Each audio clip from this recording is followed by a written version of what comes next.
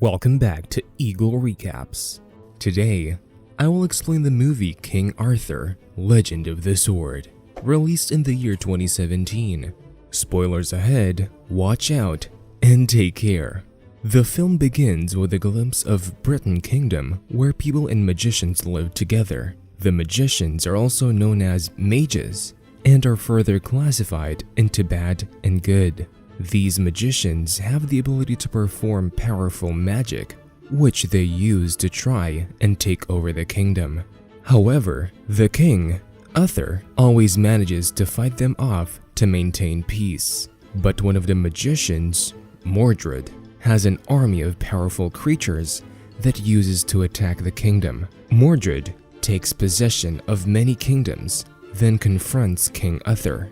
However, Uther had something that the rest of the kings of the kingdom didn't have. Uther has a sword called Excalibur, and it is the most powerful sword in the world. Now, there is a fight between Mordred and Uther, in which the Uther kills him very easily, and after his death, his army is automatically destroyed, and Uther wins this battle. Everyone in the kingdom was very happy with this victory, and everything was back to normal. But one day, his brother Vortigern comes to meet Uther, and we found out that his brother wants to be king instead of Uther, for which he resorted to magic, and he sacrifices his wife and invokes the black powers, and he asks them to help him kill Uther. When Uther finds out about this, he first thinks of taking his wife and son to a safe place, but when they are running away, the demon knight attacks his wife and kills his wife. King Uther somehow manages to get his son Arthur out of there, and he himself stops to fight the black demon, but unfortunately, he can't fight with him and dies. Now the scene shifts to Arthur, where some prostitutes find him near the river, and she takes him with them. On the other hand, after the death of the king, now the new king becomes Vortigern. But he was very cruel, and he started a lot of opposition on the people, and he started rebuilding the magician tower that gave Mordred black powers because he wanted to get those powers himself. 20 years pass, and we see that Arthur has grown up among the people and remained among the fighters. He has learned a lot from them and has helped the people. Now the scene shifts to Britain, where Vortigern is told that the construction of the tower has stopped because the water in the port has dried up and the Excalibur has come out. In the aftermath of King Uther's death, Excalibur vanished into the water. In order to gain the powers of the tower he was building, Vortigern needed that sword. He went to retrieve it, but the sword would not budge. Vortigern realized that after King Uther, his son Arthur could draw the sword, but if Arthur is alive, he would draw the sword now. Vortigern has no idea where Arthur is, so he called people from all over the kingdom to try to draw the sword so that he can find Arthur. Now the thugs of Vortigern arrive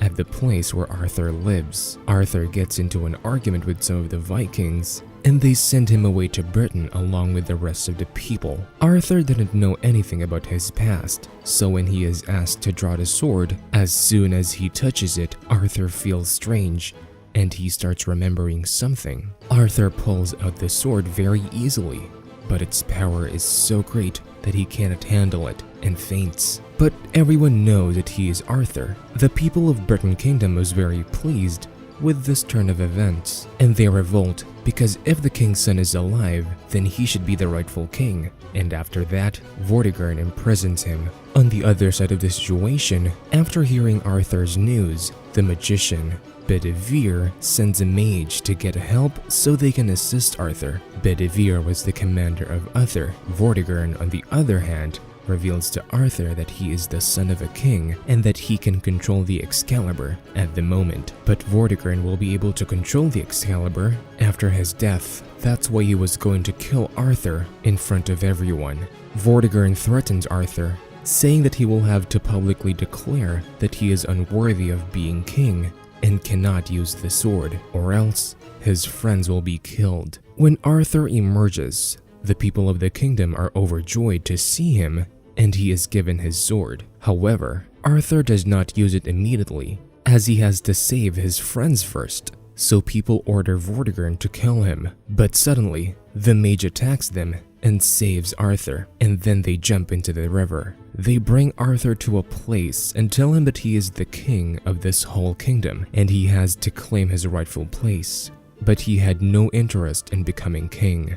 He just wanted to move on from this strange life. Now these guys don't let Arthur go, so they get into a fight. As soon as Arthur grabs the Excalibur, he faints. The mage finds out something from Arthur that he doesn't know anything about his past, and that is why the Excalibur is resisting him. The mage decides that Arthur has to go to Darkland, where he has to take the sword to Darkland.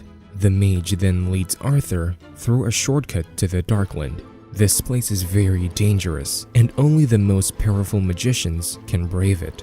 Here, Arthur encounters deadly monsters, but manages to escape and reach the tower. As soon as he enters, Excalibur releases all of his power. Through this, Arthur is able to see his past. This is when the first part of the movie is revealed, in which Vortigern had made a deal with sirens to sacrifice his wife in order to become the Demon Knight. And then, he and Uther had a fight, and Vortigern was about to kill him, but Uther's sword Caliber is hurtled through the air and embeds itself in Uther's waist, killing him instantly. His body then turns to stone, leaving the sword inside. Now either Arthur, Uther's son, or Vortigern, his brother, could draw the sword. Uther's body falls into the water, and by the time little Arthur has gone far away from the boat, Vortigern cannot find the sword at the time. When Arthur learns of his true identity, he takes up arms and sets out to reclaim his birthright. However, his lack of training in wielding the Excalibur leaves him at a disadvantage. Upon his return to the island, Mage reveals the truth to him. This marks the second plot point of the movie. At first, Mage and the people lived together in peace and tranquility. However, the war broke out between them, and that war was started by Vortigern. He did this in order to become king and gain power. He met with Mordred, who was a mage, and told him to kill the Mage King and unlock all the powers of the tower with the power of his wand. After doing this, we both can become a king together. After that, Mordred killed King Mage and unlocked the dark power of Mage Tower from his magical wand. However, Merlin then stole the wand and carved it into the Excalibur and break the Mage Tower, and then with the help of the Lake Lady, he attacked Usher's blood to the sword, which only those of Uther's generation could touch. Uther also used the Excalibur to kill Mordred, foiling Vortigern's plan. Mage states that Vortigern also killed many of his good people so that he would not try to stop him. He reveals that Excalibur is the only thing that can stop Vortigern, and that is why it revealed itself. Now that everything is clear, so Arthur agrees to stop Vortigern and kill him. Now they met with some people who provide them with soldiers in order to compete with Vortigern militarily. The most important thing for Vortigern at this point was to finish the construction of his tower, so they block-loaded the river leading to the city where the raw materials for the construction were being delivered, and set fire to Vortigern's place. At the same time, they freed the slaves that Vortigern had given to the Vikings. All of this caused considerable damage to Vortigern. Now Vortigern calls a meeting. His servant Maggie, who is also Bedivir's spy, gives him the news. Bedivere and Arthur now plan to assassinate Vortigern in London. In the next scene, the ship arrives at the London docks, and there are many guards to protect Vortigern. Vortigern comes out of his ship, and on the other side, Arthur, Bedivere, and Bill are hiding. Bill knows how to shoot arrows. He aims at Vortigern, but in reality, it was all a drama. Vortigern already knew that Maggie was a spy, so he sent a fake man like a king. As Arthur observes the man's behavior, he realizes he is not Vortigern and tries to stop Bill. However, by then, Bill had already shot Vortigern's commander. This prompts the guards to chase after them in large numbers. Many of Arthur's guards are killed in the process. They also catch Mage during this time. However, Arthur grabs Excalibur and kills them all in one fell swoop. Afterward, he goes to Safe House. Following this incident, all the people of London came to support Arthur, and the whole city was against Vortigern. As they depart the house, Vortigern suddenly seizes a friend of Arthur and slays him in front of them. Arthur manages to flee with his friend's son. Now Arthur is so grieved that he couldn't save his friend that he hurls his sword away. At that very moment, the Lady of the Lake materializes with his sword and draws Arthur into the water. There, she shows Arthur a glimpse of the future. What will happen if he didn't draw the sword and kill Vortigern? The world would be utterly destroyed. They will annihilate all the people. The entire world will be decimated, and she indicates to him a frightful scene. When Arthur exits this vision, he meets Bedivere and George, who tell him that people are beginning to appreciate him greatly. The whole country is starting to like you. This is an opportunity. You can kill Vortigern now. Arthur is now fully prepared, and when he arrives at the location, with Bedivere, he discovers that the cronies of Vortigern have attacked here, and many people have been killed. And the commander of Vortigern was still there. He warned them that he has Arthur's companions Mage and Bill hostage. If they want to see them safe, they must surrender and give him the sword. After much thought, he sells his sword to save his companions and says that he will come the next day. Now, without the sword, there was no danger from Arthur, so they leave Mage, and Mage also puts a protective spell on Arthur. And then he goes to meet Vortigern. And finally, he comes to the palace where Vortigern is about to kill him with Excalibur. But Mage controls a lake snake, and she brings the snake to Vortigern.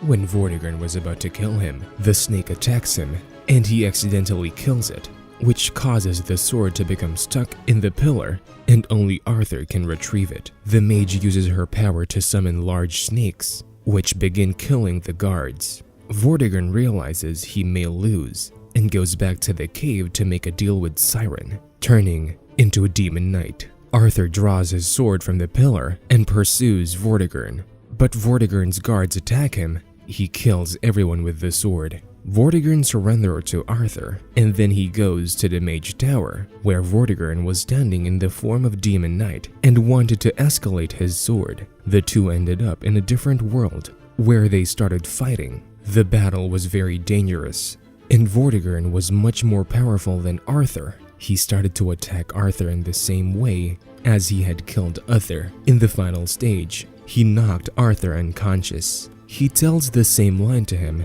that he had said to Uther, that maybe the sword belongs to him. Arthur remembers his father and gets angry. This anger is actually revenge. But of this revenge, he realizes that he has not been able to control the Excalibur. He had the fire of revenge in his heart. He realizes that if he is to use this sword, he must relax first, and then he fully accumulates the energy to hold the sword. Arthur's sword begins to shine brightly, and the two resume fighting. This time, Arthur is in complete control of his mind and body, and he easily overpowers Vortigern. He breaks Vortigern's weapon and fatally stabs him with his sword. He stabbed Excalibur in his stomach, killing him instantly. Vortigern appears in human form and meets his demise. Arthur then shatters the tower with the same sword. Now we see that there is peace everywhere, and all those who were killed are being buried. All of Arthur's companions are later knighted, and Arthur is made king. Arthur also calls Siren and ends his deal with Vortigern, offering a hand of friendship, and everyone is content. Arthur is made king in front of them, and he shows his sword to everyone, signifying his intention to protect them as his father did. The mage observed the situation from a distance. Her work now was finished, so she departed. And that's a wrap. I hope you enjoyed this video.